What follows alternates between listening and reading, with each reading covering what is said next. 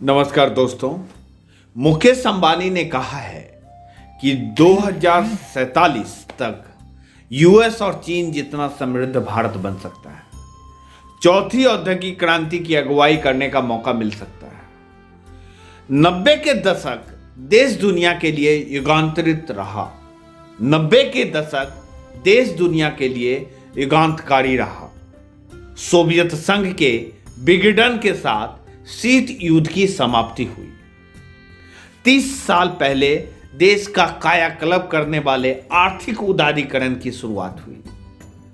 अब एक बार फिर देश दुनिया तेज बदलाव के मुहाने पे है। अब एक बार फिर देश दुनिया तेज बदलाव के मुहाने पे है। सब कुछ अभूतपूर्व है और भारत का समय आ गया है। सब कुछ अभूतपूर्व है और भारत का समय आ गया है। उदारीकरण से उद्यमिता की ऊर्जा को नया आयाम मिला है और देश आज नई ऊंचाइयों को छूने को तैयार है। उदारीकरण से आर्थिक तरक्की का जो बीज रोपा गया था वह आज विशाल पेड़ बन गया है। उदारीकरण से आर्थिक तरक्की का जो बीज रोपा गया था वो आज विशाल पेड़ बन गया है। उसने लाइसेंस कोटा राज को खत्म कर दिया। उसने लाइसेंस कोटा राज को खत्म कर दिया। व्यापार और औद्योगिक नीतियों को उदार बनाया। पूंजी और वित्त बाजार को खोल दिया। उन सबसे देश को उद्यमिता की ऊर्जा का नया आयाम मिला और तरक्की का राजमार्ग खुल गया। देश की समृद्धि सबकी बराबरी वाले सूत्र पर आधारित होगी। आने वाले समय में देश की समृद्धि सबकी बराबरी वाले सूत्र पर आधारित होगी।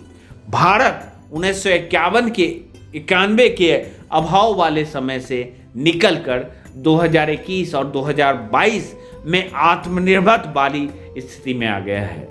भारत 1991 के अभाव वाले समय से निकलकर 2021 में आत्मनिर्भरता वाली स्थिति में आ गया है और 2022 में आत्मनिर्भर भारत का सपना साकार करने में लग गया है। तब सिर्फ 266 अरब डॉलर वाली इंडियन इकोनॉमी आज दुनिया में 5वीं सबसे बड़ी हो गई है। 1991 में सिर्फ 266 अरब डॉलर वाली इकोनॉमी आज दुनिया में 5वीं सबसे बड़ी हो गई है। अर्थव्यवस्था इतनी मजबूत हो गई है कि 2051 तक अर्थव्यवस्था इतनी मजबूत हो गई है कि 2051 तक भारत आर्थिक रूप से संपन्न देश में शामिल हो जाएगा। इसकी समृद्धि सबकी बराबरी वाले सूत्र पर आधारित होगी। ऐसा प्रतीत हो रहा है कि 2047 तक तीसरी सबसे बड़ी आर्थिक शक्ति भारत बन जाएगा। ऐसा प्रतीत हो रहा है कि 2047 तक भारत तीसरी बड़ी आर्थिक शक्ति बन जाएगा। 2047 में आजादी के 100वें साल तक देश अमेरिका और चीन के बाद दुनिया की तीसरी सबसे बड़ी आर्थिक शक्ति बन सकता है अगर हम अपने प्रयास में सफल हुए। यह लक्ष्य असंभव नहीं है। मेरे पिताजी हमेशा कहते थे, भारतीयों का छोटा सोचने वाली बात अब जमती नहीं है। मेरे पिताजी हमेशा कहते थे, भारतीयों को छोटा सोचने वाली बात अब जमती नहीं है। परिस्थितियां अब बदल रही है। सबका प्रयास से ही देश विकसित राष्ट्र के रूप में उभरेगा। सबका प्रयास से ही देश विकसित राष्ट्र के रूप में उभरेगा। हमारे प्रधानमंत्री जी अच्छा काम कर रहे हैं। इसका परिणाम जल्द ही भारतीयों को मिलेगा। थोड़ा संयम रखें। समृद्धि के अनूठे आत्मनिर्भर भारत के मॉडल और दुनिया से सहयोग करते हुए उससे सही सबक लेकर सब मुमकिन किया जा सकता है। हमारे भाई जी डॉक्टर दिनेश उपाध्याय जी के संरक्षण में स्वदेशी सनातन संघ स्वदेशी से समृद्धि के लिए जी जान से काम कर रहे हैं और प्रधानमंत्री जी का सपना आत्मनिर्भर भारत के लिए पूरे संस्थान जी जान से मेहनत कर रहे हैं। भारत को विकसित राष्ट्र बनाने के लिए हमें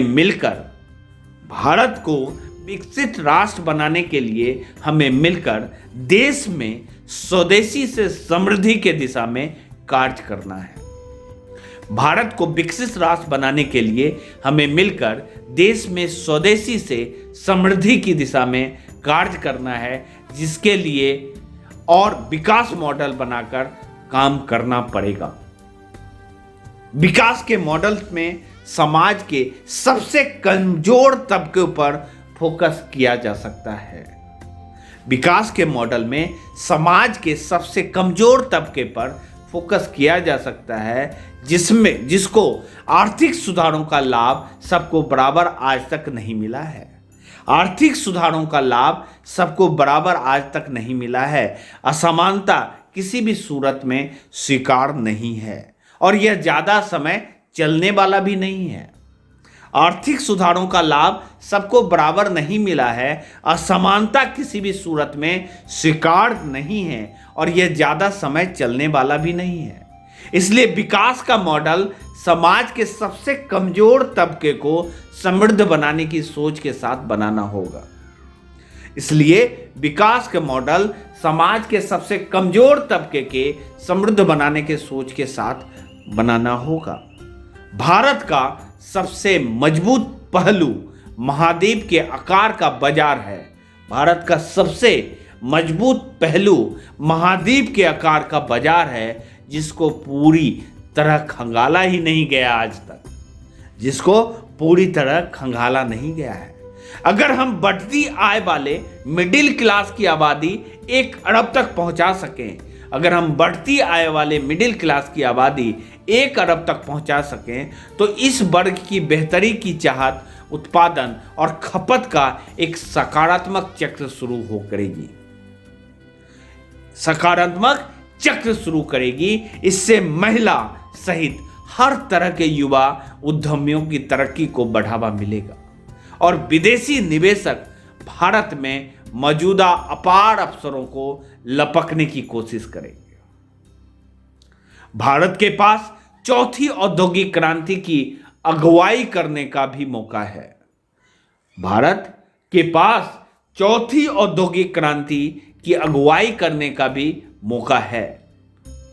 समझिए, भारत के पास चौथी औद्योगिक क्रांति की अगुवाई करने का भी मौका है। बेहतर और ज्यादा बराबरी वाला भारत बनाने में टेक्नोलॉजी आधारित विकास का बड़ा हाथ होगा। बेहतर और ज्यादा बराबरी वाला भारत बनाने में टेक्नोलॉजी आधारित विकास का बड़ा हाथ होगा। यह टेक्नोलॉजी से होने वाले तेज बदलाव का दौर है। यह टेक्नोलॉजी से होने वाले तेज बदलाव का दौर है। जितना पिछले 300 सालों में नहीं हुआ है, जितना पिछले 300 सालों में नहीं हुआ है, उतना बदलाव अगले 30 साल में हो जाएगा। उतना बदलाव अगले 30 साल में हो जाएगा। पहली और दूसरी औद्योगिक क्रांति में भारत जो चूक गया था, पहली और दूसरी औद्योगिक क्रांति में भारत जो चूक गया, उसकी भरपाई तीसरी में कर सकता है और कर रहा है। इसके सामने अब चौथी औद्योगिक क्रांति की अगुवाई करने का भी मौका है। इसके सामने अब चौथी औद्योगिक क्रांति की अगुवाई करने का भी मौका है। टेक्नोलॉजी के इस्तेमाल से बड़े उद्योग और सर्विस सेक्टर ही नहीं, टेक्नोलॉजी के इस्तेमाल से बड़े उद्योग और सर्विस सेक्टर ही नहीं, बड़े पैमाने पर रोजगार पैदा करने वाले खेती, MSME, construction, renewable energy, art और क्राफ्ट जैसे क्षेत्रों को भी बढ़ावा मिलेगा। एमएसएमई, खेती, कंस्ट्रक्शन, रिन्यूएबल एनर्जी, आर्ट और क्राफ्ट वगैरह जैसे क्षेत्रों को भी बढ़ावा मिलेगा। लो टेक टूल के इनोवेशन में पारंपरिक अग्रता का इस्तेमाल हाईटेक में करना होगा। लो टेक टूल के इनोवेशन में पारंपरिक अग्रता का इस्तेमाल हाईटेक में करना होगा। संभावना को सच बनाने के लिए हमें इनोवेटेड का देश बनाना होगा। संभावनाओं को सच बनाने के लिए हमें इनोवेटर्स का देश बनाना होगा, जिसके लिए इनोवेशन सोसाइटी संपूर्ण भारत में स्टार्टअप, इनोवेशन, इन्वेंशन और इनोवेटर को एक प्लेटफॉर्म दे रही है। जिसके लिए इनोवेशन सोसाइटी संपूर्ण भारत में स्टार्टअप, इनोवेशन, इन्वेंशन और इनोवेटर्स को एक प्लेटफॉर्म दे रही है, जिससे भारत में भारतीयों के बीच नवाचार, शांति और सतत विकास से प्रेरित धारणा को ग्रहण करना होगा। लो टेक टूल के इनोवेशन में पारंपरिक अग्रता से हासिल कौशल को अब हाईटेक टूल बनाने में इस्तेमाल करना होगा। इससे उद्यमियों को कम लागत में देश दुनिया की जरूरतें पूरी करने वाले बेहतरीन उत्पाद और सेवाएं तैयार करने में मदद मिलेगी। इससे उद्यमियों को कम लागत में देश दुनिया की जरूरतें पूरी करने वाले बेहतरीन उत्पाद और सेवाएं तैयार करने में मदद मिलेगी। लेकिन इन सबसे धन का उल्टा प्रभाव भारत की तरफ करने के लिए जरूरी है कि वर्कफोर्स को तेजी से जरूरी स्किल सिखाया जाए। लेकिन इन सबसे धन का उल्टा प्रभाव भारत की तरफ करने के लिए जरूरी है कि वर्कफोर्स को तेजी से जरूरी स्किल सिखाया जाए। शिक्षा के क्षेत्र में सुधार किया जाना बहुत ही जरूरी है। शिक्षा के क्षेत्र में सुधार किया जाना बहुत ही जरूरी है, ताकि बच्चे और युवा भविष्य के लिए तैयार हो। इसके लिए वर्ल्ड क्लास यूनिवर्सिटी और रिसर्च सेंटर खोलने होंगे और मौजूदा शिक्षण संस्थानों को उन्नत बनाना होगा। इसके लिए वर्ल्ड क्लास यूनिवर्सिटी और रिसर्च सेंटर खोलने होंगे और मौजूदा शिक्षण संस्थानों को उन्नत बनाना होगा।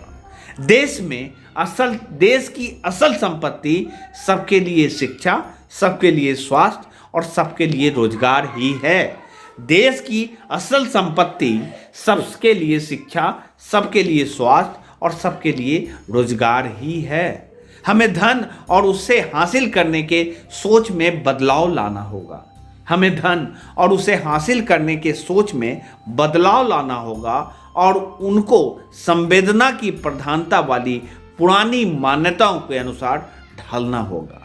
हमें धन और उसे हासिल करने की सोच में बदलाव लाना होगा और उनको संवेदना की प्रधानता वाली पुरानी मान्यता के अनुसार ढालना होगा। लंबे समय से धन संपत्ति का पैमाना सिर्फ निजता और रुपये पैसा बना हुआ है। लंबे समय से धन संपत्ति का पैमाना सिर्फ निजता और रुपया पैसा बना हुआ है।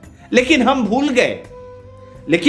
भूल गए कि देश की असल संपत्ति तो सबके लिए शिक्षा, सबके लिए स्वास्थ्य और सबके लिए रोजगार और सबके लिए अच्छा मकान, सबके लिए अच्छा पर्यावरण, सबके लिए खेल, कला और संस्कृति, सभी के लिए आत्म विकास के मौके हासिल करने से बनेगी।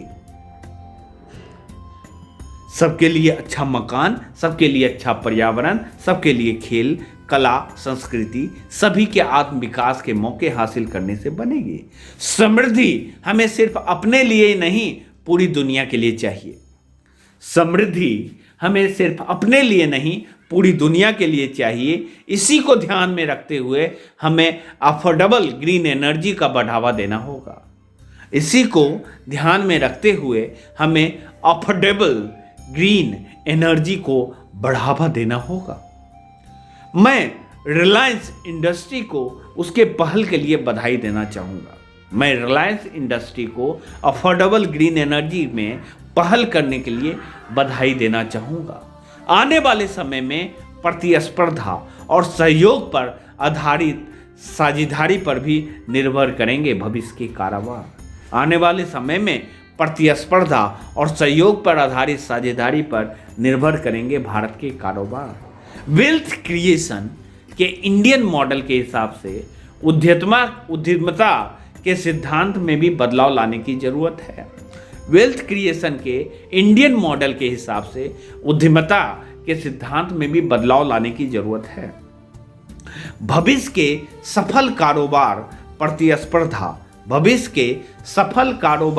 प्रतिस्पर्धा और सहयोग पर आधारित पार्टनरशिप और प्लेटफॉर्म पर निर्भर करेंगे।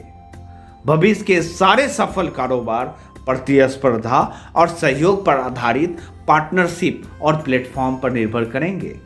रिलायंस इंडस्ट्री ने इसे प्रोफेशनल और एम्प्लॉय के ऑनरशिप वाली सोच के साथ मिलजुल कर काम करने के तौर पर देखा जाता है। अगर आप देखेंगे तो रिलायंस इंडस्ट्री में इसे प्रोफेशनल और एम्प्लॉय के ऑनरशिप वाली सोच के साथ मिलजुल कर काम करने के तौर पे देखा जाता है। इसमें पार्टनर और इन्वेस्टर महात्मा गांधी के अंत्योदय के अनुसार साझे मकसद के लिए काम करते हैं। इसमें पार्टनर और इन्वेस्टर महात्मा गांधी के अंत्योदय के अनुसार साझे मकसद के लिए काम करते हैं। अंत में मैं इतना कहना चाहूँगा कि मेरा करियर उदारीकरण के दौर से शुरू होने से पहले शुरू हुआ था।